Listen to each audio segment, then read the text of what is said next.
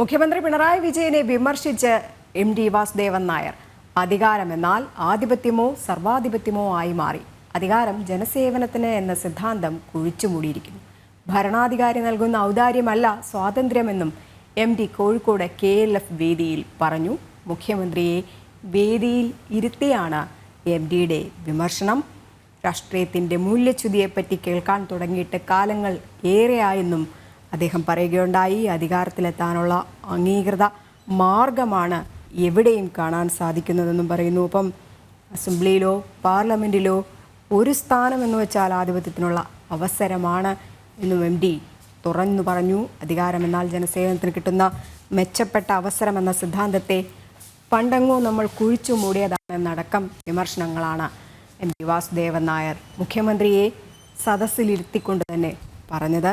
തെറ്റുപറ്റിയെന്ന് തോന്നിയാൽ അത് സമ്മതിക്കാനുള്ളൊരു കഴിവ് പോലും ഇപ്പോഴത്തെ ഈ രാഷ്ട്രീയ സാമൂഹിക സാംസ്കാരിക ജീവിത മണ്ഡലത്തിൽ ഒരു മഹാരഥന്മാർക്കും ഇല്ല എന്നുള്ള വിമർശനവും അദ്ദേഹം ഉന്നയിച്ചിട്ടുണ്ടായിരുന്നു.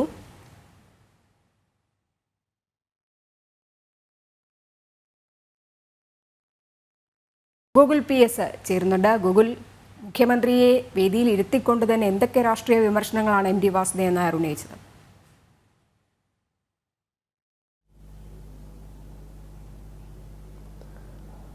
രജനി, മുഖ്യമന്ത്രിയെ വേദിയിലിരുത്തി രൂക്ഷമായ വിമർശനമാണ് എം.ടി. വാസുദേവൻ നായർ ഉന്നയിച്ചത്. കേരള ലിറ്ററേച്ചർ ഫെസ്റ്റിവലിന്റെ ഉദ്ഘാടന സഭയിൽ മുഖ്യ പ്രഭാഷകനായിരുന്നു അദ്ദേഹം.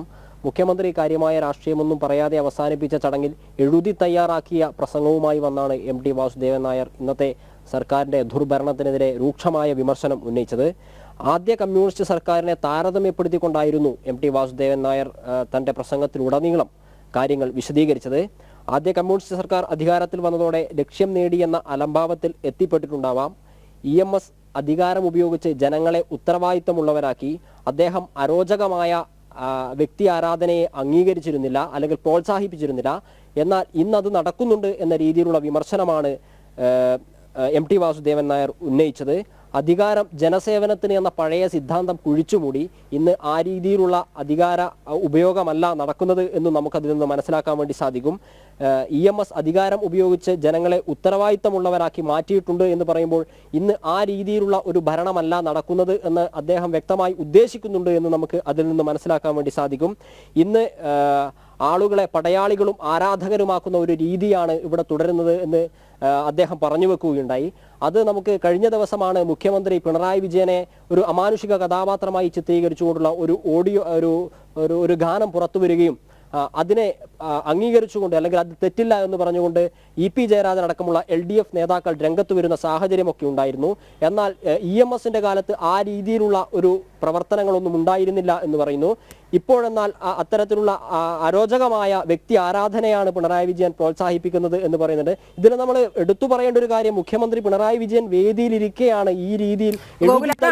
അതാണ് ഇപ്പോൾ ഈ രാഷ്ട്രീയ സാഹചര്യം, ഇപ്പോൾ ഈ കേരളത്തിൽ നടക്കുന്ന രാഷ്ട്രീയ സാഹചര്യങ്ങളെല്ലാം തന്നെ എം.ടി. വാസുദേവൻ നായർ കൃത്യമായിട്ട് എടുത്തു പറയുന്നുണ്ട്. ഭരണാധികാരി നൽകുന്ന ഔദാര്യമല്ല സ്വാതന്ത്ര്യമെന്ന്.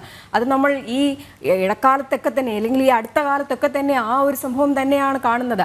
അതിനെയാണ് അതിരൂക്ഷമായ ഭാഷയിൽ എം.ടി. വാസുദേവൻ നായർ പറയുന്നതും.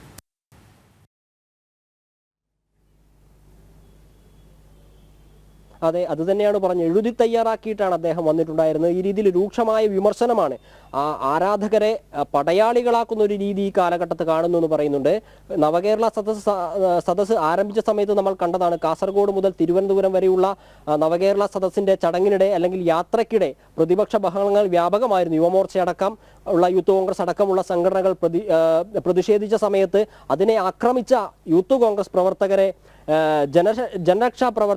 രക്ഷാപ്രവർത്തനമാണ് അവർ നടത്തിയത് എന്ന തരത്തിൽ മുഖ്യമന്ത്രി പറഞ്ഞിരുന്നു. അതിനെയൊക്കെയാണ് എം.ടി. വാസുദേവൻ നായർ ഈ ആരാധകരും പടയാളികളുമായി ഒരു പറ്റം ആളുകളെ കൊണ്ടു നടക്കുന്നു എന്ന് പറയുന്ന വിമർശനത്തിൽ നിന്നും ഇതിനോടൊക്കെയാണ് കൂട്ടിച്ചേർക്കേണ്ടത് എന്നാണ് നമുക്ക് മനസ്സിലാക്കാൻ വേണ്ടി സാധിക്കുന്നത്. രജനി, ശരി, എന്തായാലും തെറ്റുപറ്റിയാൽ സമ്മതിക്കുന്ന ഒരു മഹാരഥനും ഇവിടെ ഇല്ല എന്നടക്കമുള്ള രാഷ്ട്രീയ വിമർശനങ്ങൾ തന്നെയാണ് എം.ടി. വാസുദേവൻ നായർ ഉന്നയിച്ചിരിക്കുന്നത്. അതും മുഖ്യമന്ത്രിയെ വേദിയിലിരുത്തിക്കൊണ്ടായിരുന്നു ഈ വിമർശനങ്ങളൊക്കെ തന്നെ എഴുതി തയ്യാറാക്കിക്കൊണ്ടുവന്ന ആ വിമർശനങ്ങളൊക്കെ തന്നെ എം.ടി. വാസുദേവൻ നായർ ഉന്നയിച്ചതും. വിശദമായ റിപ്പോർട്ടാണ് ഗൂഗിൾ കോഴിക്കോട് നിന്നും നൽകിക്കൊണ്ടിരുന്നത്.